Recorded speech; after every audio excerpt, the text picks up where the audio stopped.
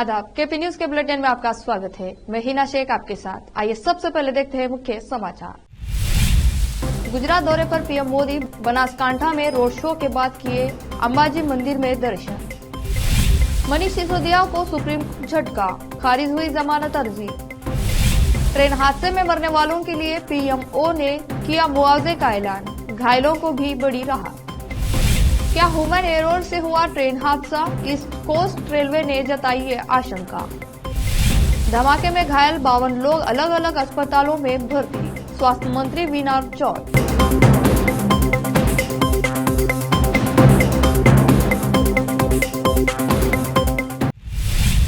अब समाचार विस्तार से। संगारेड्डी जिला जहीराबाद में Telangana welfare party of India के प्रदेश अध्यक्ष कमल अतरह ने इस्लामिक सी सेंटर में प्रेस कॉन्फ्रेंस की।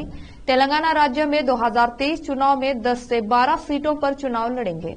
हैदराबाद शहर और जिले में भी कल्याणकारी पार्टी से उम्मीदवार चुनाव लड़ रहे हैं। इस मौके पर मोहम्मद वसीम, एडवोकेट राज्य सचिव खालिद नवीद, उपाध्यक्ष जहीराबाद अध्यक्ष हाफिज मोहम्मद यासिर और पार्टी के कार्यकर्ता मौजूद थे। जहीराबाद से केपी न्यूज के लिए कैमरामैन नियामतुल्लाह के साथ संवाददाता रिजवान की रिपोर्ट। रहमतुल्लाहि व बरकातहू। मेरा नाम Syed Kamal Athar, welfare party of India Telangana state सदर। आज जहीराबाद का दौरा हुआ। ये दौरे का मकसद ये है कि आप लोग सब जानते हैं कि इलेक्शन का पीरियड चल रहा है, तो जहीराबाद से भी हमारे पास कुछ कैंडिडेट्स इलेक्शन में कॉन्टेस्ट करने के लिए, एमएलए के लिए कुछ हमारे से रब्त पैदा करे हैं हमारे पास आके कि आप पार्टी से हमको टिकट दो। तो पार्टी का भी इंशाल्लाह प्रोग्राम है कि स्टेट में कुछ सीटों पे हम कॉन्टेस्ट करेंगे, 10 से 12 सीट्स, तो जिसमें जहीराबाद भी एक है।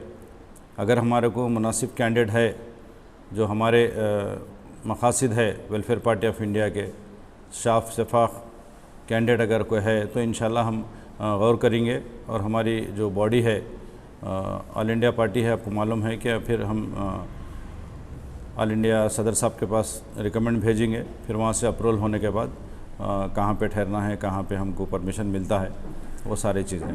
तो उसी तरह से एक दौरा था आज यहाँ का। तो इंशाल्लाह हम पार्टी फिर यहाँ पार्टी को भी हम और आगे मजबूत करने की हमारे ज़िम्मेदारों से मुलाकात हुई यहाँ पे। और हमारे दौरे जो है सो पूरे स्टेट में चल रहे हैं। कल एक महिमनगर का दौरा भी हुआ कल, और हमारा उटकुर का दौरा भी हुआ। तो हम चाह रहे हैं कि आगे हमारा इलेक्शन का स्ट्रैटेजी ये रहेगा कि अगर हम जहाँ पे नहीं ठहर रहे हैं तो वहाँ पे किसको सपोर्ट करना है, किसको नहीं सपोर्ट करना है। इंशाल्लाह हमारी स्टेट बॉडी में जो है सो वो भी इंशाल्लाह बहुत जल्दी डिसाइड होएगा, क्योंकि विड्रॉल के बाद ही क्लियर पिक्चर सामने आता। रविवार को कुतुबुल्लापुर गंदी मैसम्मा से डंडीगल पीएस रोड पर एक एक्सीडेंट देखने में आया है। बाइक सवार युवक जिसकी उम्र 25 से 30 साल है, उसका एक्सीडेंट लॉरी से हुआ है और मौके पर ही बाइक सवार की मृत्यु हो गई। डंडीगल पुलिस ने घटनास्थल पहुंचकर जांच कर रही है। कुतुबुल्लापुर से केपी न्यूज के लिए संवाददाता निजाम की रिपोर्ट।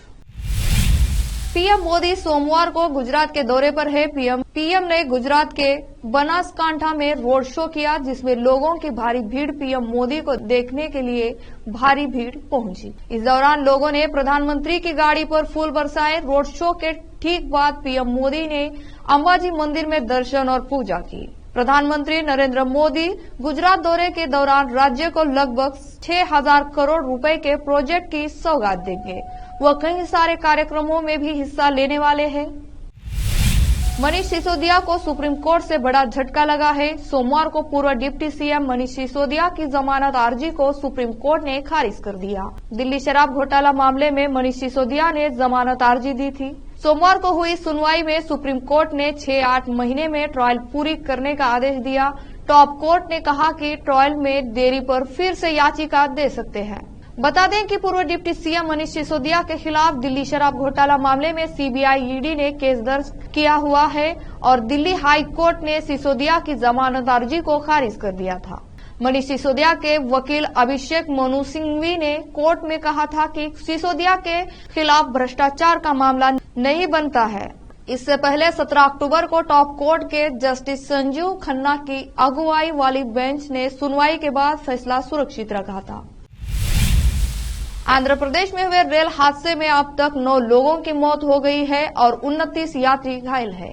इस बीच प्रधानमंत्री कार्यालय ने कहा है कि प्रधानमंत्री नेशनल रिलीफ फंड से मृतकों के परिजनों को 2 लाख और घायलों को 50,000 रुपए का मुआवजा दिया जाएगा। रेल मंत्री की मृतकों और घायलों के लिए मुआवजे का ऐलान। इससे पहले केंद्रीय रेल मंत्री अश्विनी वैष्णव ने ट्वीट कर कहा था कि मृतकों के परिजनों को 10 लाख रुपए, गंभीर रूप से घायल हुए लोगों को 2.5 लाख रुपए और मामूली चोटों के लिए 50,000 रुपए दिए जाएंगे।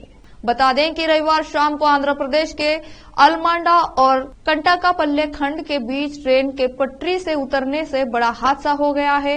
जयनगरम में हुई ट्रेन दुर्घटना के बाद घायलों का इलाज विजयनगरम सरकारी अस्पताल में किया जा रहा है।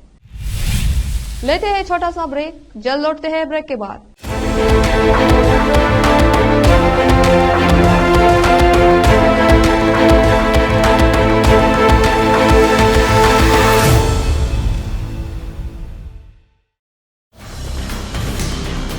हिंदुस्तान के हर कोने में हम हैं मौजूद। 24 घंटे हालात पर गहरी नजर, खबरों से जुड़े चुपते सवालात और आपको दिखाता है धार्मिक, सामाजिक, राजनीतिक,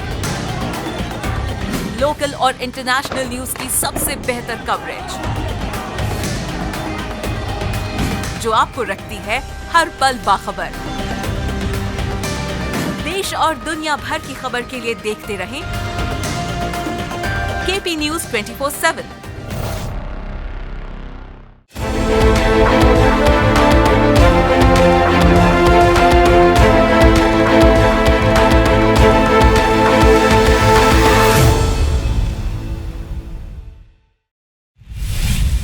ब्रेक के बाद आपका स्वागत है। महाराष्ट्र के उप मुख्यमंत्री अजित पवार को डेंगू से पीड़ित है।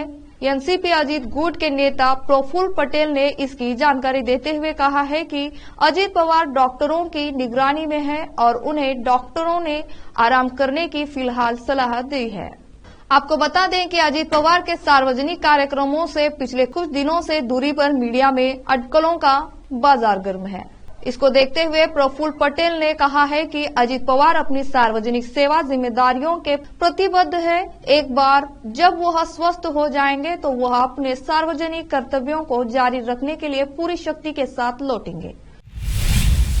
29 अक्टूबर को आंध्र प्रदेश के विजयनगरम जिले में 2 ट्रेनों की टक्कर ह्यूमन एरर की वजह से होने का अनुमान जताया जा रहा है।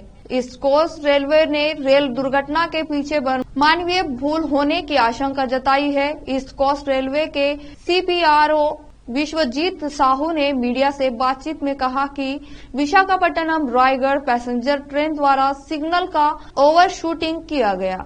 ओवरशूटिंग शब्द का मतलब बताते हुए सीपीआरओ बोले कि यह तब होता है जब कोई ट्रेन लाल सिग्नल पर रुकने के बजाय आगे बढ़ जाती है। विशाखापट्टनम पलासा पैसेंजर ट्रेन की टक्कर में करीब 1 दर्जन से ज्यादा लोग की मौत हो गई और 50 से ज्यादा लोग घायल हुए। केरल के कलामासेरी स्थित कन्वेंशन सेंटर में हुए विस्फोट में मौत का आंकड़ा बढ़ गया है। इस हादसे में अब कुल 3 लोगों के मौत की खबर है। विस्फोट के दौरान घायल हुए एक 12 साल की मासूम बच्ची ने सोमवार को दम तोड़ दिया है। इससे पहले रविवार को 2 लोगों की मौत हो गई थी। उधर राज्य के सीएम ने जांच टीम गठित की है। जांच टीम में 20 सदस्य होंगे। सीएम विजयन के मुताबिक एडीजीपी लॉ एंड ऑर्डर के नेतृत्व में एक विशेष टीम घटना की जांच करेगी। इसके लिए सीएम ने सोमवार को एक सर्वदलीय बैठक बुलाई है। खबरों के मुताबिक दिल्ली ने एनएसजी की एक स्पेशल टीम भी जांच के लिए केरल पहुंची है। मीडिया रिपोर्ट्स के मुताबिक एनएसजी और एनआईए की टीम गृह मंत्रालय से ग्रीन सिग्नल मिलने के बाद जांच शुरू करेगी। इसके साथ ही विस्फोट को लेकर सीएम ने कहा है कि कलामासेरी में हुआ विस्फोट बहुत दुर्भाग्यपूर्ण है। फिलहाल 41 लोग अस्पताल में भर्ती है, जिनमें से 27 लोग कुर्नाकुलम मेडिकल कॉलेज में भर्ती है। 4 लोगों को छुट्टी मिल गई है, 5 की हालत गंभीर है। लेते हैं फिर से छोटा सा ब्रेक, जल्द लौटते हैं ब्रेक के बाद।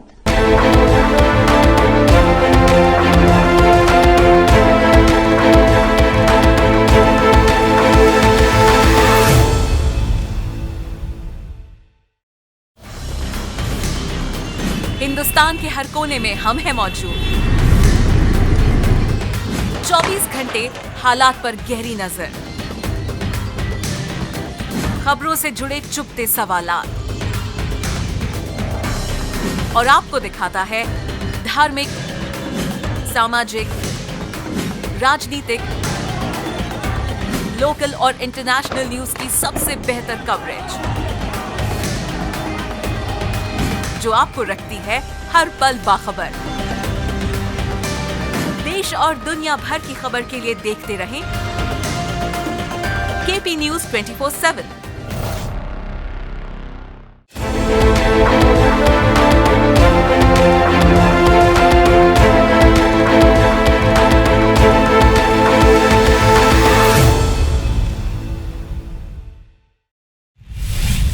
ब्रेक के बाद आपका स्वागत है।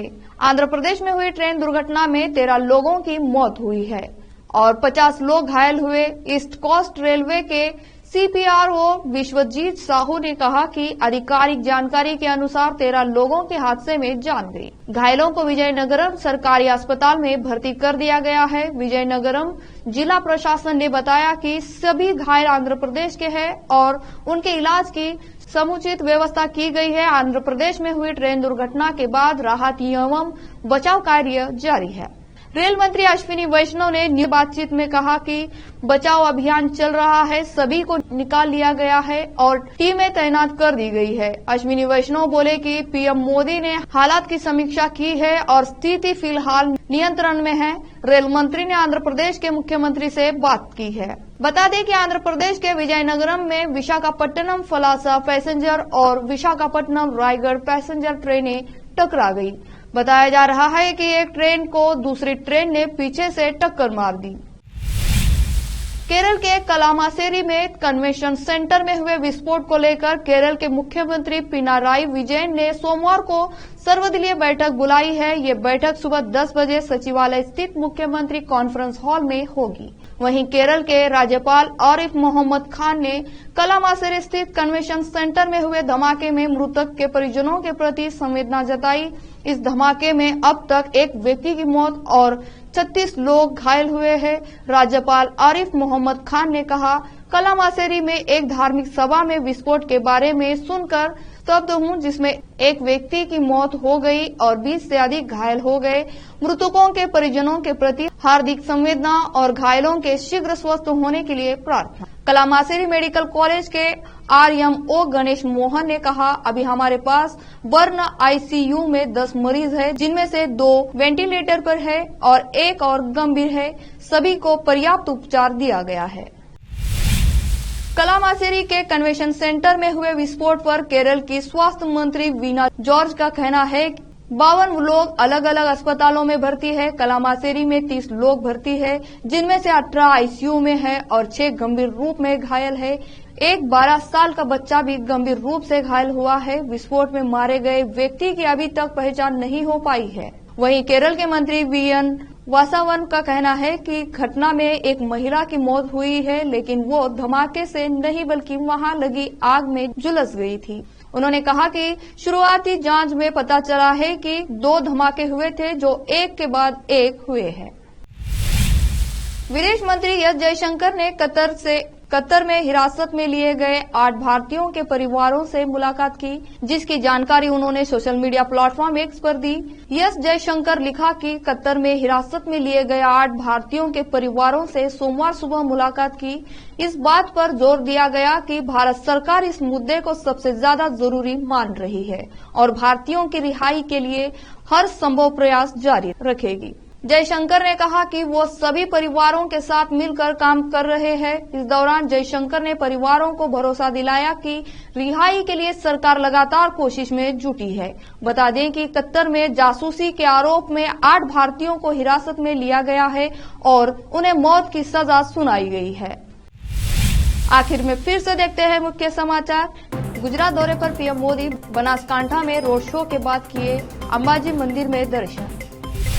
मनीष सिसोदिया को सुप्रीम झटका, खारिज हुई जमानत अर्जी। ट्रेन हादसे में मरने वालों के लिए पीएमओ ने किया मुआवजे का ऐलान, घायलों को भी बड़ी राहत। क्या ह्यूमन एरर से हुआ ट्रेन हादसा, ईस्ट कोस्ट रेलवे ने जताई है आशंका। धमाके में घायल 52 लोग अलग अलग अस्पतालों में भर्ती, स्वास्थ्य मंत्री वीना चौर।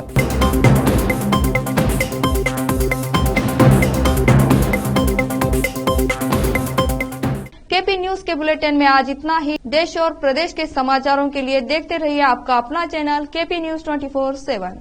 धन्यवाद।